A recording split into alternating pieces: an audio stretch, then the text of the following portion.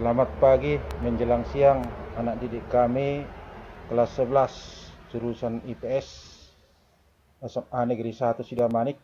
Kita lanjutkan kembali materi pembahasan kita bab 3 tentang sebaran dan pengelolaan sumber daya alam Indonesia, di mana pada pembahasan ini telah kita uraikan ya berbagai bagian-bagian daripada pembahasan tersebut ya.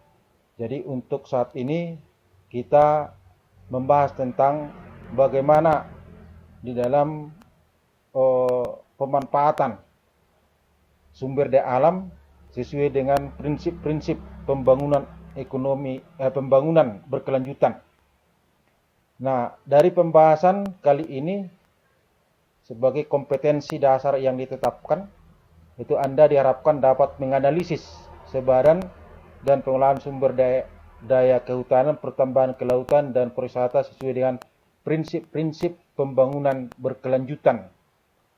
Nah, indikatornya memahami pemanfaatan sumber daya alam dengan prinsip-prinsip pembangunan berkelanjutan.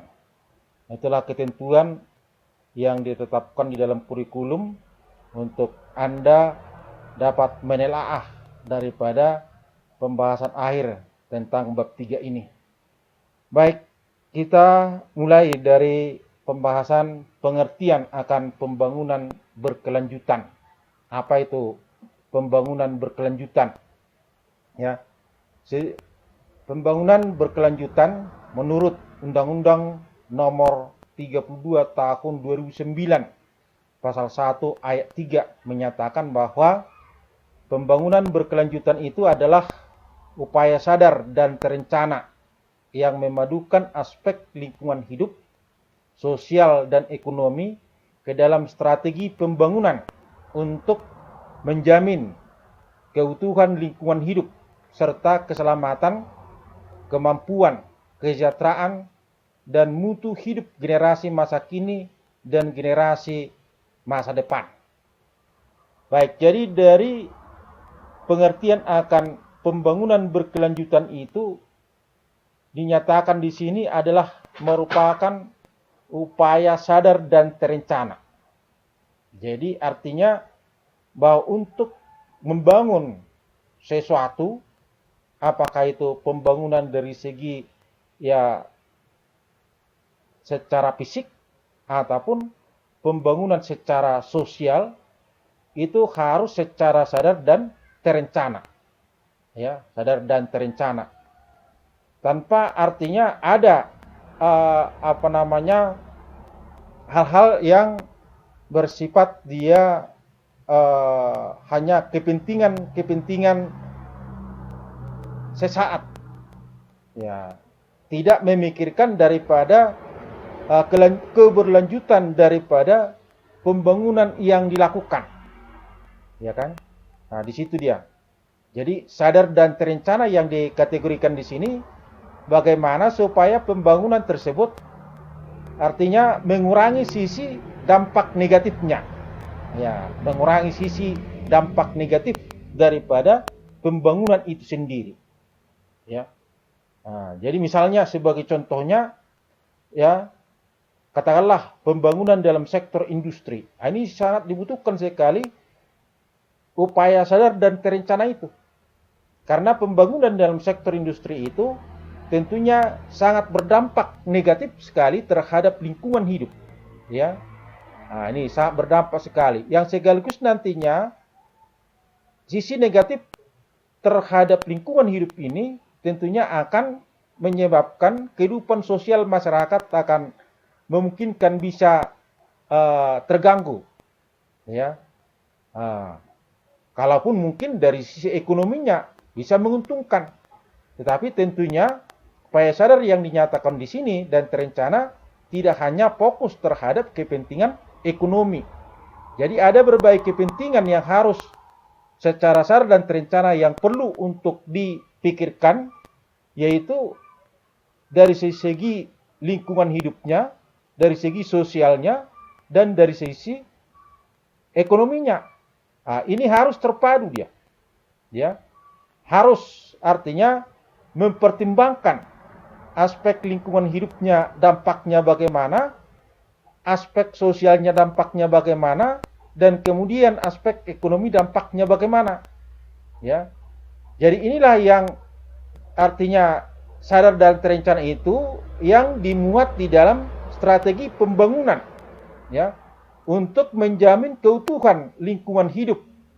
Ya, bagaimana supaya unsur-unsur daripada lingkungan hidup itu bisa tetap terjamin, ya, sehingga memungkinkan untuk terjaminnya keselamatan, ya, keselamatan daripada tentunya khususnya makhluk hidup yang ada di atasnya, ya, yang hidup di atas daripada lingkungan hidup sendiri. Nah, demikian juga dari segi kemampuan, ya, dari sisi kemampuan, kemampuan yang kategorikan di sini tentunya kemampuan daripada lingkungan hidup itu untuk mendukung, ya, mendukung kesejahteraan, ya, untuk kepentingan generasi masa kini dan generasi di masa yang akan datang. Ya. Jadi pembangunan berkelanjutan tersebut artinya suatu pembangunan yang lebih memikirkan, ya, lebih memikirkan kepentingan generasi yang akan datang. Ya. Jadi bukan hanya berpikir terhadap kepentingan untuk saat sekarang, generasi sekarang, tetapi yang lebih utama adalah bagaimana untuk mempersiapkan, ya kan, kepentingan daripada generasi-generasi yang akan datang. Ya, itu yang perlu untuk dikendalikan, ya, perlu dikendalikan bagaimana supaya setiap daripada sumber-sumber di alam tersebut memungkinkan untuk bisa bertahan dalam jangka waktu yang lama, sehingga generasi yang akan datang itu nantinya tidak mengalami kesulitan ataupun masalah di dalam kehidupannya. Baik, jadi tujuan pembangunan berkelanjutan itu adalah sebuah tindakan pemanfaatan segala sesuatu yang ada di lingkungan ataupun alam dengan tidak mengesampingkan kebutuhan generasi yang akan datang. Ya. Nah, itu generasi yang akan datang. Ya. Jadi kita tidak hanya fokus bagaimana untuk menggali misalnya sumber-sumber di alam itu, tetapi bagaimana supaya sumber di alam tersebut, ya, tetap tersedia dan senantiasa ada dari waktu ke waktu sampai di hari-hari yang akan datang. Ya. Nah, itu yang utama di dalam tujuan pembangunan berkelanjutan tersebut. Nah, untuk mewujudkan daripada pembangunan berkelanjutan itu menggunakan 5 prinsip. Ya, 5 prinsip utama. Yang pertama adalah disebutkan prinsip keadilan antar generasi. Ya, keadilan antar generasi. Intergenerational equity. Ya, keadilan antar generasi. Jadi artinya dari generasi ke generasi berikutnya, ya, ini harus artinya ada keseimbangan, ya, ada keseimbangan, ya, keseimbangan dalam artian bahwa kebutuhan untuk generasi sekarang dengan generasi berikutnya harus ada keseimbangan, ya. Jadi kalau diperhitungkan misalkanlah kebutuhan akan generasi sekarang ini dengan kebutuhan generasi yang akan datang, tentunya akan terus melonjak. Kenapa terus melonjak? Karena kalau kita perhatikan bahwa jumlah penduduk tersebut dari waktu ke waktu tidak mengalami penurunan tetapi penambahan. Ya. Jadi yang berarti di sini, ya, dengan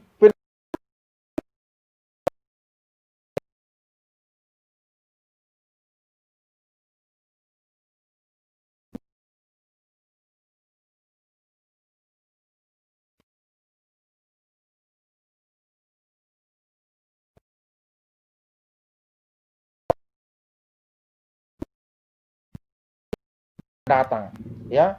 Jadi harus artinya mencanangkan, ya, rasa keadilan antar generasi yang dimaksudkan, ya. Nah, ini keadilan antar generasi, ya. Jadi bagaimana supaya bisa tetap berkesinambungan untuk kepentingan daripada generasi saat ini dengan generasi yang akan datang. Nah, demikian juga prinsip yang kedua adalah keadilan dalam satu generasi. Ya, keadilan dalam satu generasi. Nah, artinya di sini prinsip keadilan dalam satu generasi. Ya, satu generasi itu tentunya pada saat ataupun keadaan masyarakat ataupun penduduk pada satu tahun yang sama. Ya. Nah, jadi misalkan kalau kita lihat di seluruh wilayah Indonesia, seluruh wilayah Indonesia, seperti misalnya pada saat sekarang, kan? Ya, tentunya hidup masyarakat maupun penduduk, ya, yang bertebar di seluruh wilayah Indonesia. Jadi tentunya, ya, pemanfaatan akan sumber daya alam tersebut ataupun pembangunan yang sifatnya berkelanjutan tersebut harus secara adil dan merata, ya, dapat dinikmati oleh seluruh lapisan masyarakat yang ada di seluruh wilayah Indonesia, baik yang ada di kota, kemudian yang ada di desa-desa. Ya. Jadi adil dalam satu generasi, ya kan? Adil dalam satu generasi. Ya. Nah, jadi satu generasi ini bisa saja misalnya kalau pada saat sekarang kalau disebut dengan satu generasi mungkin kisaran antara, ya, katakanlah 60 sampai dengan 100 tahun, ya. Nah, itu mungkin kira-kira seperti itulah perhitungannya, ya. Nah, itu jadi dalam jangka waktu yang puluhan tahun tersebut artinya harus ada keadilan dalam satu generasi tersebut, ya.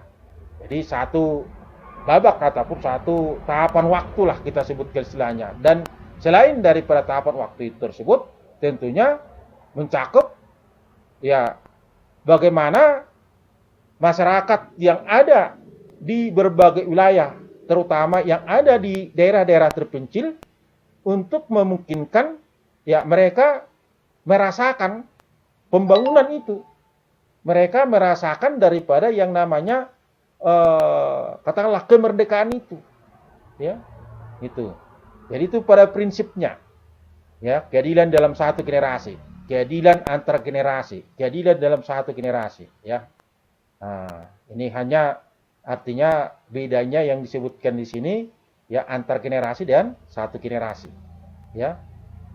Ya, jadi yang utama keadilannya, ya, keadilan bagaimana supaya, ya, ketersediaan akan sumber daya alam tersebut artinya memungkinkan untuk bisa, ya, secara merata, ya, secara merata memungkinkan untuk bisa memenuhi kebutuhan penduduk ataupun masyarakat Indonesia, ya, apakah itu antar generasi ataupun satu generasi, ya. Nah, kemudian yang ketiga, ya, pembangunan berkelanjutan tersebut menerapkan prinsip pencegahan dini, ya, precautionary principle, ya, pencegahan dini. Jadi sebelum terjadi suatu permasalahan, ya, harus diketahui bagaimana, ya, suatu peristiwa tersebut terjadi. Ya, misalnya dari berbagai katakanlah bencana-bencana alam, ya, bencana-bencana alam. Sebelum suatu bencana alam tertentu terjadi, itu yang pasti ada gejala ataupun tanda yang mungkin bisa diamati, ya. Nah, jadi oleh karena itu sebelum terjadi masalah besar, ya kan, sebelum terjadi bencana alam besar, harus diupayakan secara dini apa yang perlu untuk dilakukan sebelum terjadi adanya, ya, masalah kerusakan alam, dampak daripada kerusakan alam yang besar tersebut, ya. Nah, seperti misalkanlah Ya, kalau peristiwa gunung berapi misalkan, letusan gunung berapi, ya, nah, itu memungkinkan untuk bisa dilakukan ya pencegahan dini, ya kan? Bagaimana supaya eh, tidak banyak korbannya, ya, tidak banyak nantinya korban jiwa ataupun korban harta yang mungkin terjadi di saat daripada setelah terjadinya letusan gunung berapi tersebut. Ya. Demikian juga dengan misalnya bencana banjir, ya, bencana kekeringan. Nah, itu memungkinkan untuk bisa dicegah, ya. Bisa ada pencegahan. Nah, jadi misalnya kalau di gunung berapi tadi ada upaya pencegahannya, misalnya katakanlah pembuatan saluran untuk apa ya itu namanya, ya hasil erupsinya, erupsi daripada gunung berapi itu, ya laharnya, ya lahar, ya lahar itu bisa disiapkan untuk dari mana dia mengalir supaya tidak menyebar, ya. Nah, jadi pembuatan saluran ataupun paret untuk sebagai saluran daripada eh, apa nih tadi lahar itu tadi, maka akan memungkinkan ya mencegah daripada berbagai kerusakan-kerusakan yang terjadi. Nah, itu pencegahan dini. Jadi harus diupayakan. Nah, ini pencegahan dini, ya.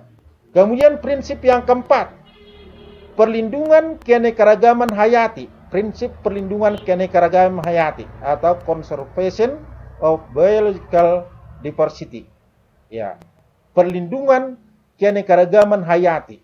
Ya, jadi harus pembangunan berkelanjutan itu harus memikirkan ataupun menjaga kelestarian daripada makhluk hidup, ya, tumbuhan dan hewan. Nah, ini tumbuhan dan hewan yang ada di lingkungan alam tersebut ataupun di lingkungan hidup itu harus senantiasa terlindungi karena pembangunan tersebut ya tanpa menjamin kelestarian daripada sumber daya alam hayati ini, maka untuk mewujudkan daripada kemakmuran ataupun katakanlah kesejahteraan itu, ya tentunya tidak akan memungkinkan bisa terwujud. Ya, dari sini perlukan bagaimana untuk melindungi daripada keanekaragaman hayati tersebut. Nah, kemudian prinsip yang kelima. Prinsip yang kelima adalah internalisasi biaya lingkungan dan mekanisme insentif atau internalization of environment cost and incentive mechanism. Ya. Jadi prinsip internalisasi biaya lingkungan dan mekanisme insentif. Nah, jadi di sini tentunya di dalam melaksanakan pembangunan berkelanjutan itu ya tidak terlepas daripada biaya, ya tidak terlepas daripada biaya yang hendak dikeluarkan, ya. Itu untuk biaya misalnya di sini tadi ada biaya untuk lingkungan, ya biaya lingkungan. Jadi misalnya kalau dalam pelestarian akan lingkungan tersebut, ya melakukan berbagai ya upaya-upaya tadi, tentunya tidak terlepas daripada besarnya biaya, karena biaya ini bisa saja sangat berpengaruh terhadap nantinya ya apa namanya ya hasil jual daripada produk yang dihasilkan, ya kalau itu tadi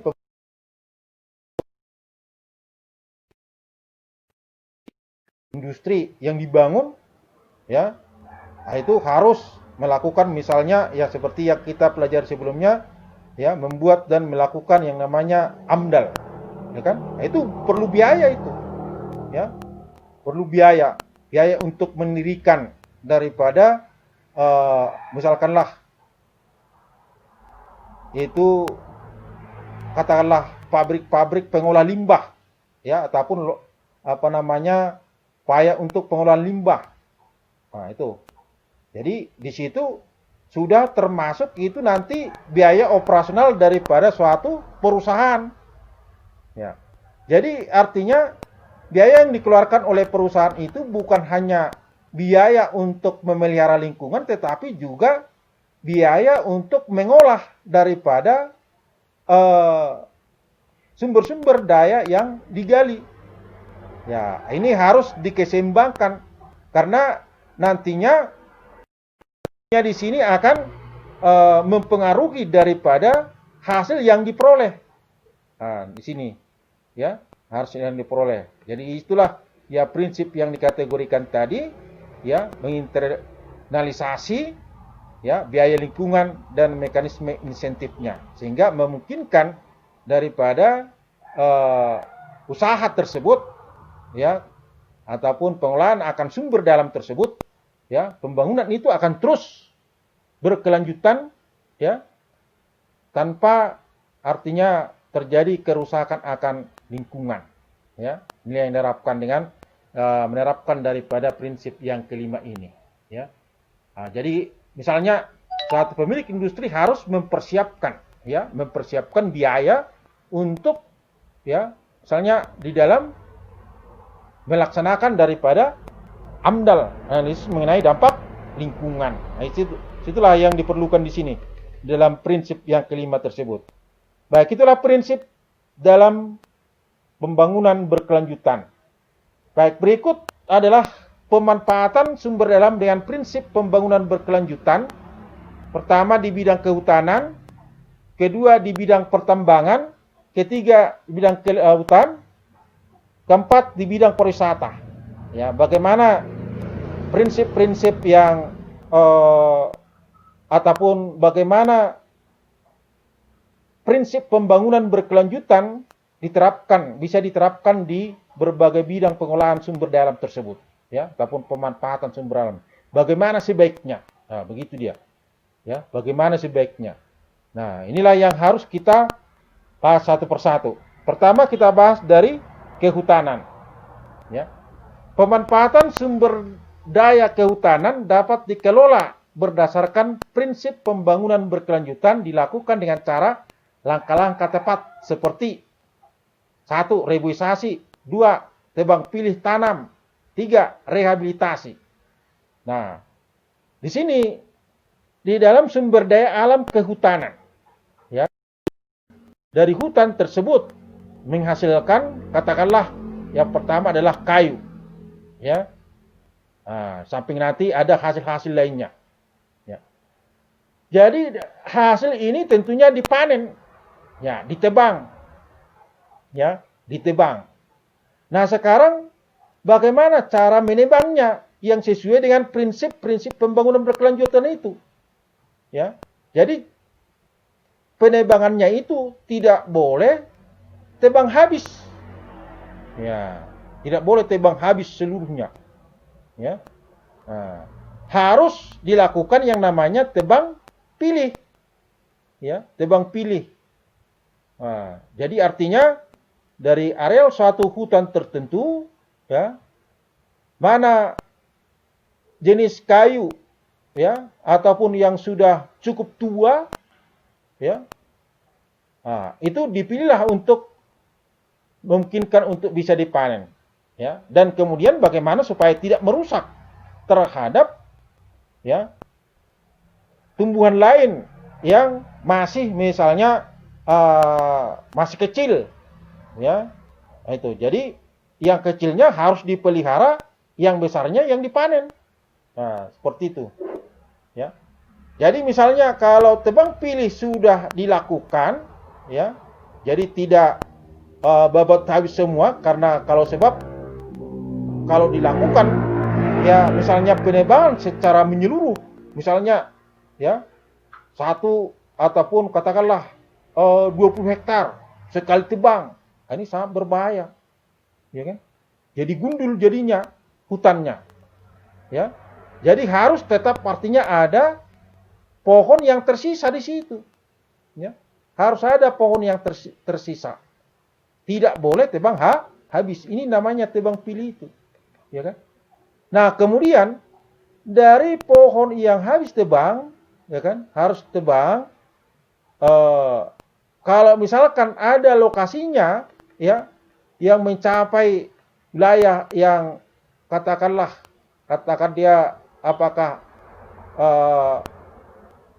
sudah dilakukan penebangan yang salah sebelumnya, ya, tentunya harus ada upaya yang harus dilakukan. Harus dilakukan yang namanya reboisasi. Ya, harus segera mungkin dilakukan penghijauan atau reboisasi. Ya, dihutankan kembali. Nah, itu pada prinsipnya seperti itu. Ya, terutama kalau areal-areal hutan sebelumnya, ya, dilakukan misalnya upaya penembangan, ya, kemudian bekas penambangan dibiarkan begitu saja, maka tentunya areal hutan itu akan rusak, ya. Jadi oleh karena itu harus ditutup kembali lubang-lubang galian dan kemudian ditanami, ya.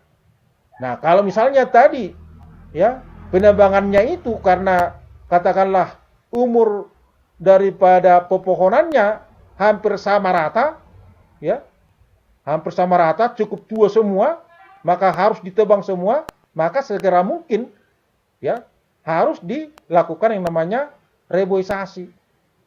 Ya, reboisasi. Nah, selain itu, dalam bidang kehutanan itu harus dilakukan juga yang disebut dengan rehabilitasi. Ini misalnya ada areal-areal hutan, areal tertentu yang rusak, nah itu harus direhabilitasi, ya, diperbaiki, ya. Jadi misalnya kalau seperti areal perkebunan misalkan, kalau ada bibit tumbuhannya yang mati, ya segera diganti, ya seperti itu dia, ya, yang disebut dengan rehabilitasi tersebut. Baik, itulah prinsip yang harus diterapkan di dalam memanfaatkan, ya, ataupun mengelola daripada hasil-hasil kehutanan tersebut. Ya. Baik, berikut yang kedua adalah pemanfaatan sumber daya alam pertambangan yang meliputi batu bara, minyak bumi, emas, gas, dan mineral. Ya, bagaimana upaya usaha pertambangan yang disebut dengan menerapkan prinsip-prinsip pembangunan berkelanjutan tersebut. Ya, jadi di sini usaha eksploitasi ramah lingkungan dapat dilakukan dengan cara sebagai berikut. Yang pertama adalah mengolah limbah sebelum dibuang sehingga tidak mencemari lingkungan. Ya. Kedua, melakukan penambangan dengan efisien dan sesuai kebutuhan. Ketiga, eksploitasi, memperhatikan ketersediaan sumber daya alam yang terbatas dan tidak dapat diperbarui. Ya, jadi dalam pengertian ini tentunya di dalam usaha pertambangan tersebut, ya, yang perlu dilakukan tahap awalnya adalah, ya, melakukan penambangan dengan efisien dan sesuai kebutuhan. Ya, artinya tidak melakukan yang disebut dengan pengurasan, ya, habis semua. Jadi harus ada perhitungan ke depannya, ya. Jadi tidak perlu melakukan daripada pengeboran misalkan secara habis-habisan, ya. Jadi harus disesuaikan dengan kebutuhan, ya. Nah, kemudian di dalam proses pengolahan itu tentunya tidak terlepas daripada adanya limbah yang dibuang. Nah, limbah inilah yang perlu untuk dikendalikan, ya, dikendalikan ataupun harus dinetralkan sebelum dibuang ke tempat pembuangannya, ya. Nah, di sini tentunya dalam pengolahan limbah ini sudah diaturkan itu di dalam AMDAL, ya. Nah, kemudian yang ketiga ini ya eksploitasi, memperhatikan ketersediaan sumber daya alam yang terbatas dan tidak dapat diperbarui. Ya. Jadi ini dari berbagai macam sumber daya alam yang tidak dapat diperbarui, ya, itu ya harus mendapat perhatian khusus, ya, bagi perusahaan yang melakukan penambangan dalam bidang itu. Ya, karena kita ketahui bahwa sumber daya alam yang terbatas dan tidak dapat diperbarui ini ya tidak memungkinkan untuk bisa dikelola oleh manusia, ya, oleh manusia untuk pengedaannya kembali. Jadi harus dalam jangka waktu yang lama ataupun harus dengan proses alam itu sendiri yang menyediakannya, ya. Nah, situ. Jadi dalam pengeksploitasinya tadi, ya, harus benar-benar cermat, ya. Nah, itu. Baik, itulah ya pemanfaatan sumber daya pertambangan yang sesuai dengan prinsip-prinsip pembangunan berkelanjutan. Nah, kemudian berikut yang ketiga adalah dalam bidang kelautan. Ya, bagaimanakah pemanfaatan sumber daya alam bidang kelautan itu sesuai dengan prinsip pembangunan berkelanjutan tersebut, ya. Nah, yang pertama dalam bidang penataan sistem perikanan, ya. Sumber daya kelautan Indonesia harus dikelola dengan baik, diawasi, dikontrol sebagai upaya berkelanjutan sumber daya kelautan yang lestari, ya. Nah, jadi di sini di dalam penataan sistem perikanan tersebut tentunya harus dikelola dengan baik, diawasi dan dikontrol. Nah, ini tentunya terutama adalah tugas pemerintah, ya.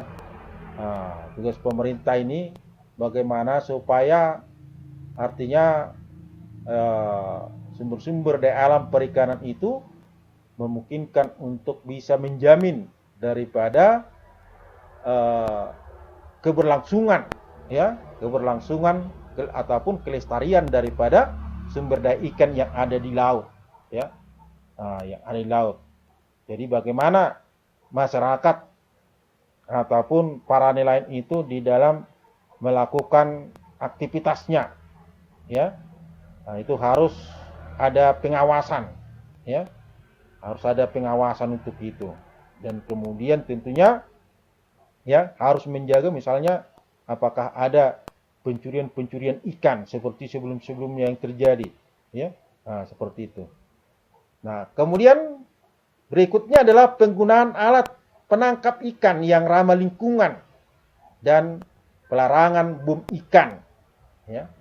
Nah, penggunaan alat penangkap ikan yang ramah lingkungan terdapat pada Peraturan Menteri, ya, Kelautan dan Perikanan itu nomor 42 tahun 2014, ya, tentang jalur penangkapan ikan, alat penangkapan ikan dan alat bantu penangkapan ikan, itu seperti jaring dan perangkap, ya. Jadi di dalam pengelolaan ataupun penangkapan ikan tentunya di situ ada alat-alat yang diizinkan, ya. Ada alat-alat yang dilarang, ya. Jadi alat yang dilarang, ya, harus dihindarkan, ya. Harus dihindarkan. Seperti kan di sini penggunaan bom, ya. Bom. Nah, itu tidak boleh, ya kan? Kemudian juga penggunaan misalnya apa itu namanya?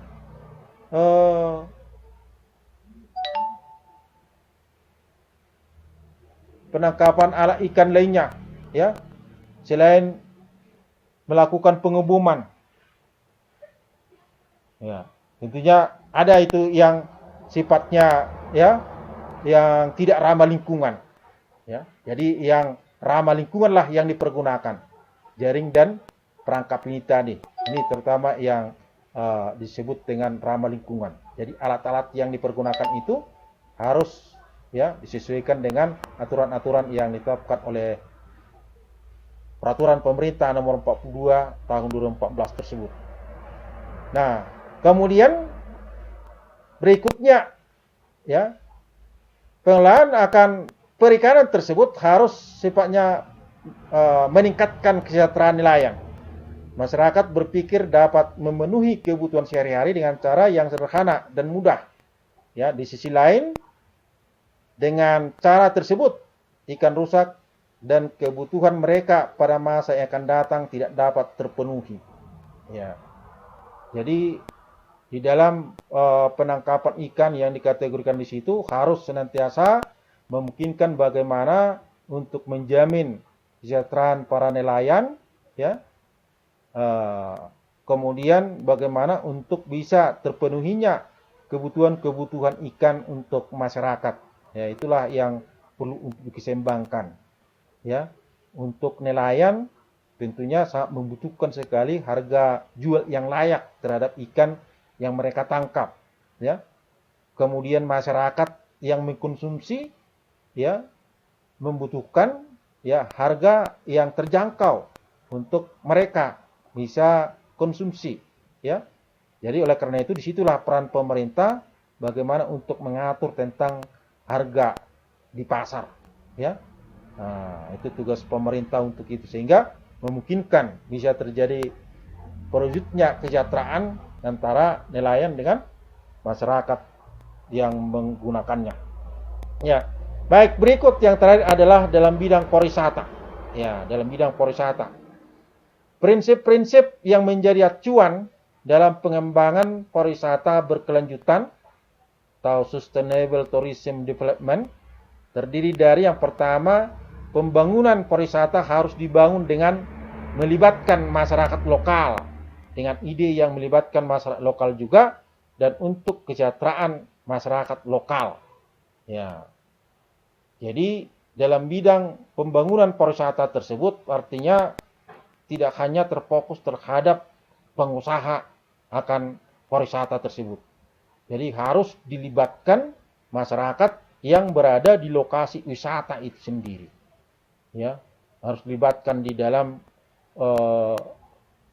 penanganan ataupun dalam prosesnya, ya. Jangan dikesampingkan masyarakat lokal, ya.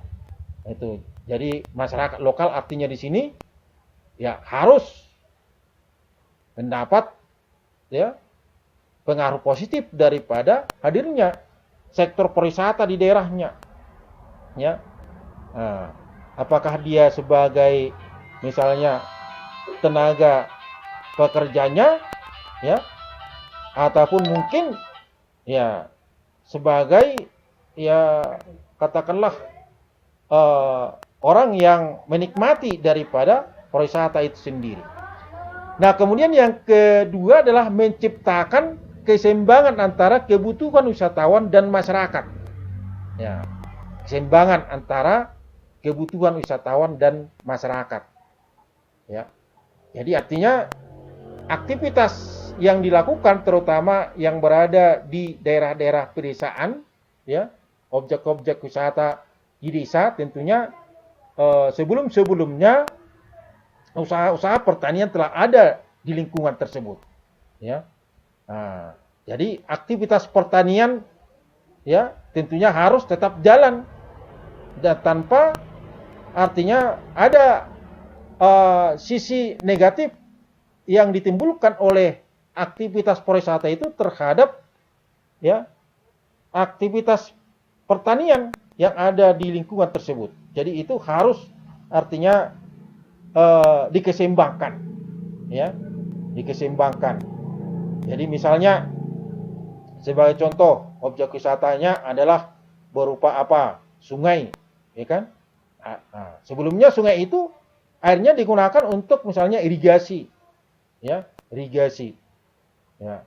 Jadi kalau air dari sungai tersebut yang digunakan untuk persawahan misalnya jadi berkurang, ya maka aktivitas pariwisata ini, ya, sudah menimbulkan dampak sisi negatifnya terhadap aktivitas, ya, pertanian. Nah, jadi oleh karena itu kebutuhan untuk wisatawan, kebutuhan untuk masyarakat tani di situ ya harus dikeseimbangkan, ya, harus artinya saling menunjang lah ini, saling mendukung, ya.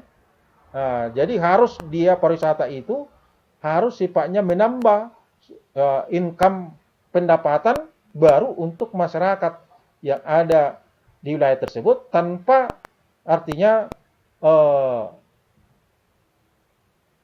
menyebabkan, ya, apakah aktivitas-aktivitas lainnya itu jadi berkurang, ya, ataupun hasilnya jadi menurun. Nah, itu dikategorikan menciptakan keseimbangan antara kebutuhan wisatawan dan masyarakat yang dimaksudkan di sini. Kemudian ketiga adalah memberikan kemudahan kepada para pengusaha lokal dalam skala kecil dan menengah. Ya, berikan kemudahan. Nah, izin usaha terutama ini, ya. Izin usaha.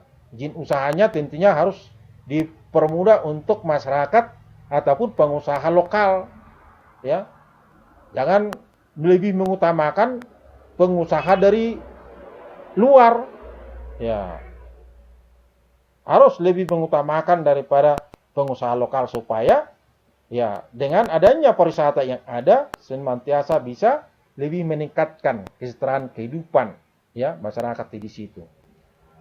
Kemudian berikutnya, pariwisata harus dikondisikan untuk tujuan membangkitkan bisnis lainnya dalam masyarakat.